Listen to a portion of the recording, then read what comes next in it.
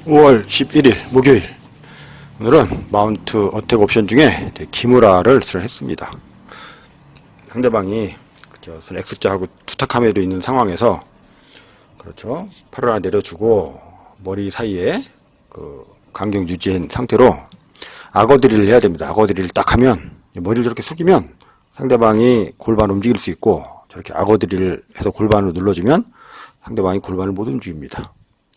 저 상태로 기무라 그립을 잡고 꺾으면 되는데, 그냥 꺾으면은 그렇죠, 지금처럼 팔꿈치를 옆구리로 가져와라, 그 뜻입니다. 일단 악어드릴을 정확하게 하고 상대방을 누른 후에, 그리고 또 하나의 디테일은 엄지손가락입니다. 엄지손가락을 나머지 네 손가락하고 같이 상대방을 감아야 됩니다. 예. 엄지손가락까지 사용해야 된다. 그래야 손목 액션이 가능합니다. 보통 정도의 유연한 사람이면은 팔을 들지 않고 손목 액션만으로 탭이 나옵니다. 많이 유연하면 그렇죠, 약간 드는데, 근데 저 상태로 들어도 나오긴 나오는데, 저건 이제 로우 레벨 기무라고, 팔꿈치를 그렇죠, 팔꿈치를 가져오려면 내 몸이 좀 움직여야 됩니다. 무게 중심이, 그렇죠, 무게 중심을 뒤로 빼고 가져와서 팔목 액션, 그렇죠, 손목 액션만으로 충분히 탭이 나옵니다.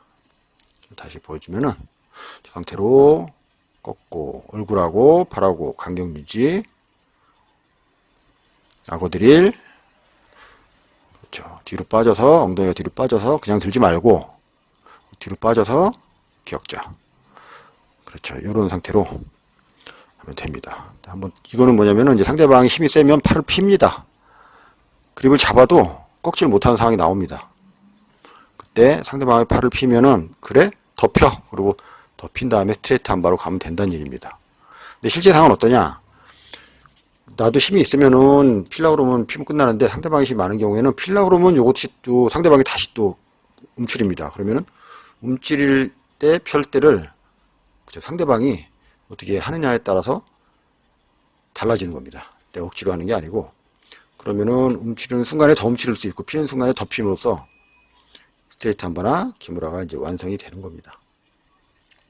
그렇죠. 갔죠?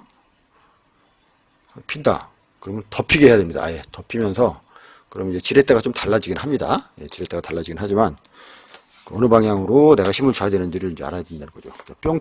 뿅점을 내가 알아야 된다. 상대방이 틈 나오는 각을. 그래서 그 각에 대한 이제 수련을 좀 했고, 그 다음에 상대방이 양쪽 팔 옆구리 붙이고 양쪽 팔 어깨 팔 잡지 마시고 팔꿈치. 마운트 기무라 상황입니다. 지금 마운트 기무라 했는데 심판이 보고 위험하니까 바로 오른쪽으로 브릿지, 오른쪽으로 왼쪽. 그렇지. 이거는 마운트는 아닌데, 마운트나 다름없는 형 스트레이 암나, 스트레이 암나, 로우키락, 스트레이 암나. 팔꿈치 펴요. 로우키락. 거기서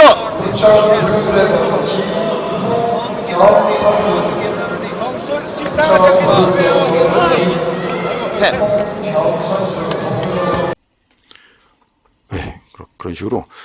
그러니까 어떤 경우냐면은, 이제 또 다른 경우는 상대방이 투탕카멘으로 딱 방어를 하고 있었을 때 팔을 피려고 그러면은, 힘이 세면은 몸이 통째로 돌아갑니다.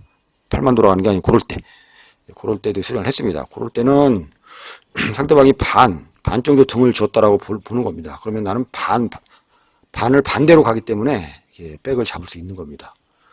모로 누운 상대를 다시 모로 눌러서 마운트를 타려고 하지 말고, 눌렀는데 몸이 통째로 돌아간다. 그러면은 나는 등 쪽으로 가면 됩니다. 이제 그런 부분은 이제 디테일하게 그 캡처는 뺐는데, 이제 그런 것까지 수련을 했습니다. 그래서 상대방이 어떻게 하느냐에 따라서 이제 반응하는 게 주짓수지, 내가 끌어당겨서 한다. 그건 제일 좋긴 하죠, 사실은. 움츠려 있는 상대를 내가 팔을 쫙 뽑았더니 팔이 딸려온다. 그래서 한 발 걸었다. 그것만큼 강력한 건 없습니다. 근데 현실에 그게 되지 않습니다.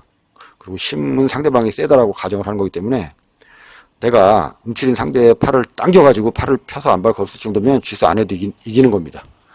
그렇기 때문에 그렇게 할 수가 없는 겁니다. 상대방 힘이 셉니다. 상대방이, 힘든 상대방이 어떻게 움직이냐에 따라서 반응을 하는 거죠. 기무라도 마운트에서, 그렇죠, 마운트를 탔어도 다 종결되는 게 아닙니다. 정확하게 해야지.